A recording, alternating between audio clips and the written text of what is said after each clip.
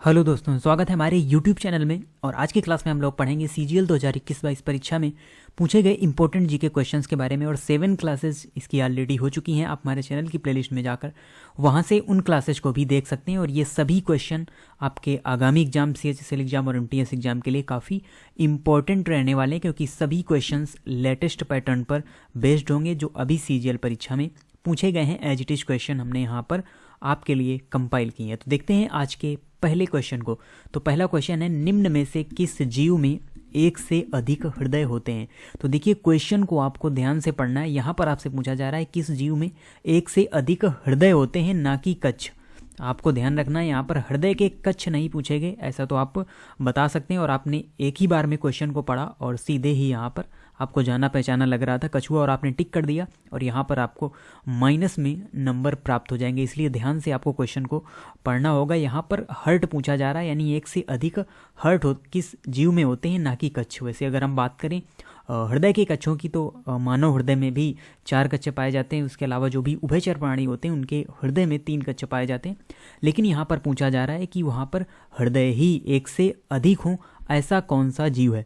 तो ऐसा जीव है हमारा ऑक्टोपस। तो ऑक्टोपस में ही एक से अधिक हृदय पाए जाते हैं, यानी ऑक्टोपस में 3 हृदय पाए जाते हैं। जैसे हम बात करें अगर हम ह्यूमन की, तो ह्यूमन में एक ही हृदय पाया जाता है। हमारे उसमें कच्छ कई सारे होते हैं, यानी 4 कच्छ होते हैं, लेकिन हृदय एक ही होता है।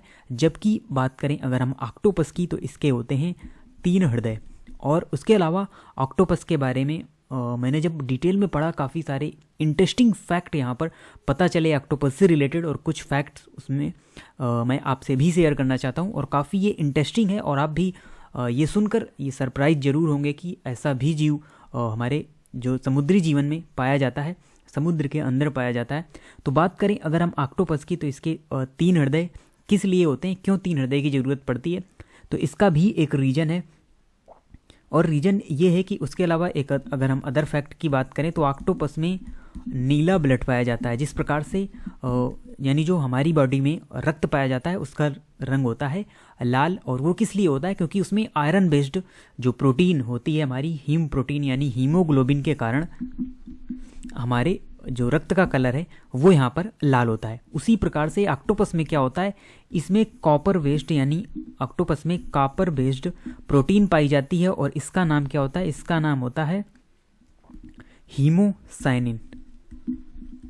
तो हीमोसाइनिन नामक, जिस प्रकार से मानव में हीमोग्लोबिन पाया जाता है, उसी प्रकार से ऑक्टोपस में हीमोसाइनिन पाया जाता है, जो कि कॉपर बेस्ड प्रोटीन है। और इसी वजह से इसके जो ब्लड का कलर है वो यहाँ पर नीला होता है। और बात करें अगर हम, तो ये जो प्रोटीन होती है ये हीमोग्लोबिन की तुलना में कम रिएक्शन करती है ऑक्सीजन के साथ, और इसीलिए यहाँ पर ज़्यादा हृदय की ज़रूरत पड़ती है। 3 हृदय की ज़रूरत पड़ती है ऑक्टोपस में, और इसीलिए ऑक्टोपस में 3 हृदय पाए जाते हैं।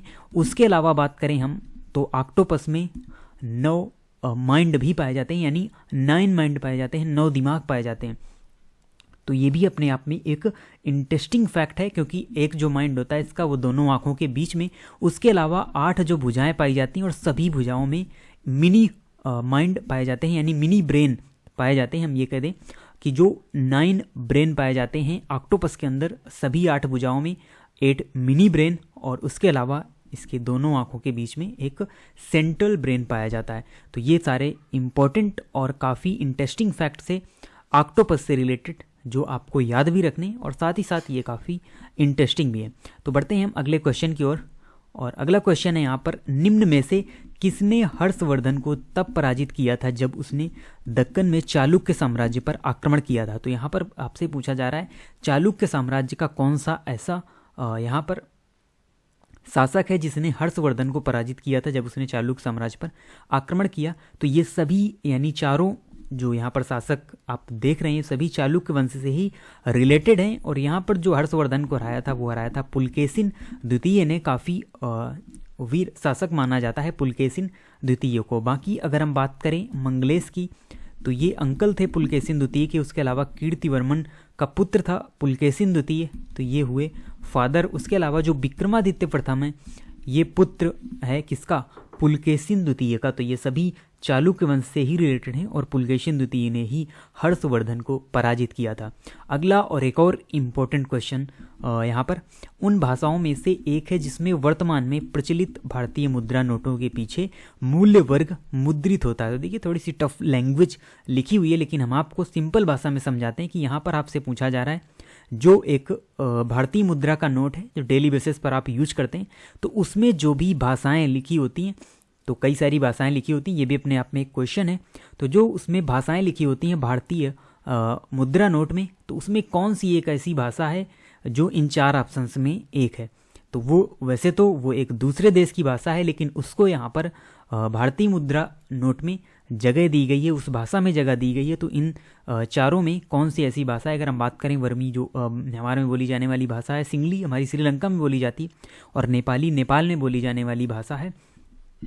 तो सबसे पहले अगर हम बात करें तो कौन कौन सी भाषाएं, यानी टोटल कितनी भाषाएं लिखी होती हैं भारतीय मुद्रा नोट में? तो आपने वैसे तो आप डेली बेसिस पर जो यानी नोट हैं उनका यूज करते हैं अलग अलग मूल्य वर्ग के, लेकिन कभी आपने ध्यान दिया है कि उसमें कितनी भाषाएं लिखी होती हैं? तो आप स्पष्ट रूप से देख सकते हैं जो भारतीय नोट होता है, हो सकता है आपने कभी गिना ना हो कि कितनी भाषाएं लिखी होती हैं, लेकिन उसमें कुल टोटल 17 लैंग्वेजेस लिखी होती हैं भारतीय मुद्रा नोट में।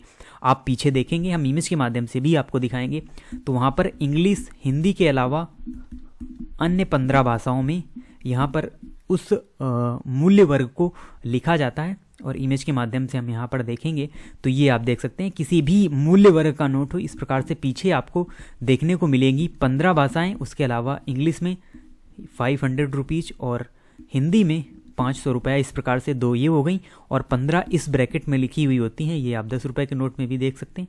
ये 15 भाषाएं हैं जो यहाँ पर लिखी हुई हैं, और हिंदी इंग्लिश आपको अलग जगह पर लिखी हुई मिल जाएंगी। और इधर आप देख सकते हैं पूरी लिस्ट कौन कौन सी भाषाएं भारतीय मुद्रा नोट में लिखी हुई होती हैं।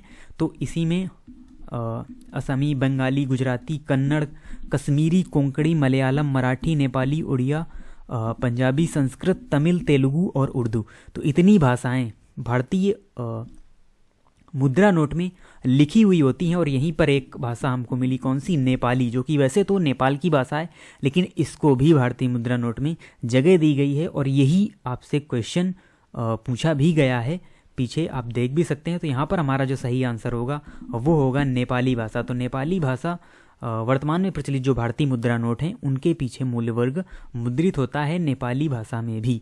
उसके अलावा बात करें अगर, तो हमारे संविधान में वैसे तो टोटल 22 भाषाएं दी गई हैं, और हमारे देश की कोई भी राष्ट्रभाषा नहीं है, इसीलिए 22 में से जो 17 लैंग्वेजेस हैं यानी 17 भाषाएं हैं उनको इस मुद्रा नोट के पीछे जगह दी गई है, और उन भाषाओं में भी इस मूल्य वर्ग को लिखा जाता है। तो आप अच्छी तरीके से समझ गए होंगे से कौन कौन सी भाषाएं और कितनी भाषाएं हमारे मुद्रा नोट में लिखी हुई होती हैं। अगला क्वेश्चन है, समुद्र के पानी की लवणता की गणना समुद्री जल के कितने ग्राम में घुले नमक की, यहाँ पर नमक होगा, नमक की मात्रा के रूप में की जाती है। तो यहाँ से आप पूछा जा रहा है कि जो समुद्र के पानी की जो लवणता है उसकी गणना हम किस प्रकार से करते हैं, यानी कितने ग्राम में जो घुला हुआ नमक होता है उससे हम इसकी जांच करते हैं। तो इसका सही आंसर होगा 1000। तो 1000 ग्राम में जो भी यहाँ पर साल्ट पाया जाएगा, नमक पाया जाएगा, उसी के अनुसार हम उस समुद्र के पानी की लवणता की गणना करेंगे, सैलिनिटी की गणना करेंगे। तो यहाँ पर आपको ध्यान रखना है ये 1000 ग्राम यहाँ पर पैमाना लिया जाता है। अगला क्वेश्चन है, अपेक्षाकृत उथले समुद्र और खाड़ी के अंतर्गत आने वाले प्रत्येक महाद्वीप की विस्तारित सीमा क्या कहलाती है? तो ये कहलाती है महाद्वीपीय ताक। उसके अलावा बात करें अगर हम गर्त की, तो ये होता है ट्रेंच, जिस प्रकार से मेरियाना ट्रेंच है तो उसे हम महासागरीय गर्त कहते हैं। अगला क्वेश्चन है, भारतीय संविधान में हुए 60वें संविधान संशोधन ने पेशा कर की सीमा को वार्षिक 250 रुपये से बढ़ाकर कितने रुपए कर दिया?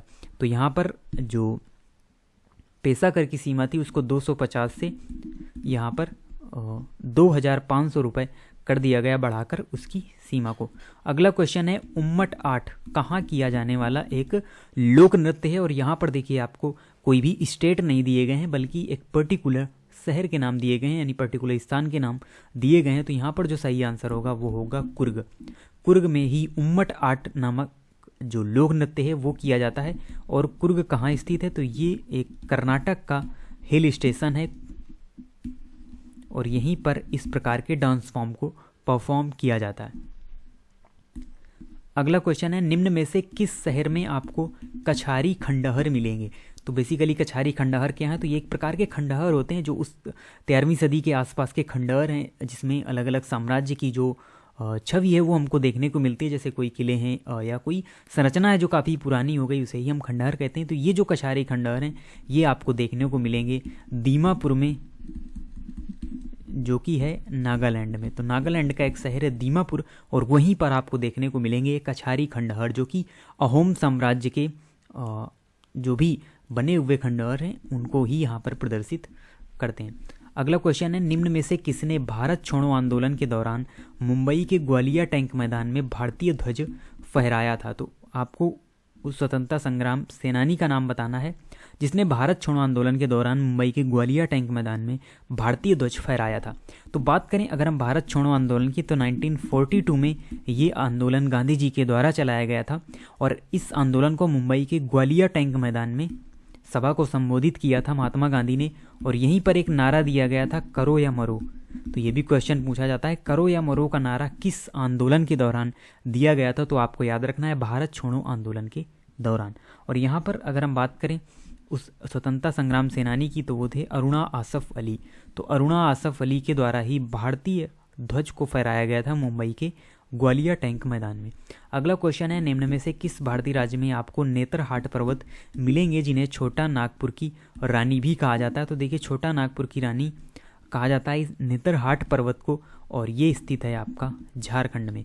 तो झारखंड में ही स्थित है नेतरहाट पर्वत, जिसे छोटा नागपुर की रानी के नाम से भी जाना जाता है।